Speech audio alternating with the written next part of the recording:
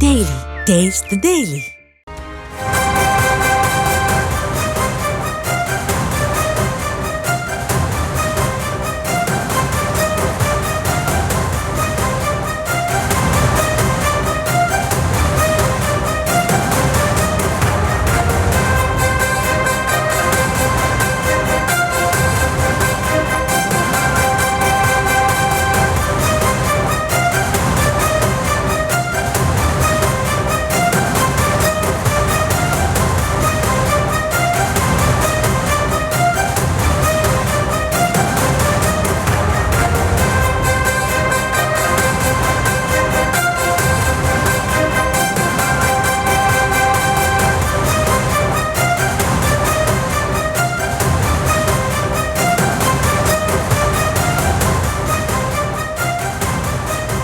அண்மை செய்தி.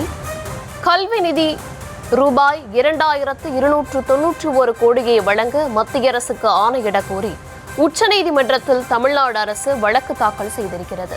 விவரங்களை தர இருக்கிறார் செய்தியாளர் மதியழகன். மதியழகன், இந்த வழக்கு எப்பொழுது விசாரணைக்கு வரும் என்று எதிர்பார்க்கலாம்? விவரங்களை வழங்குங்க.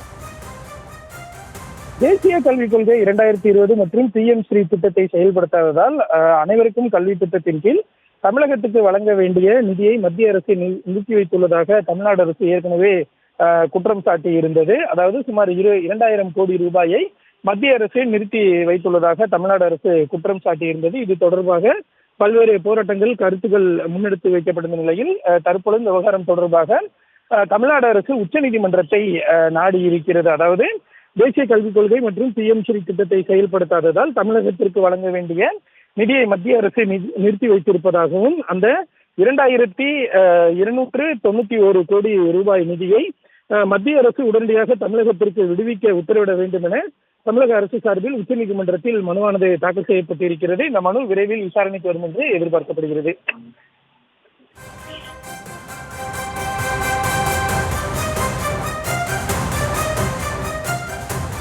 விவரங்களுக்கு நன்றி.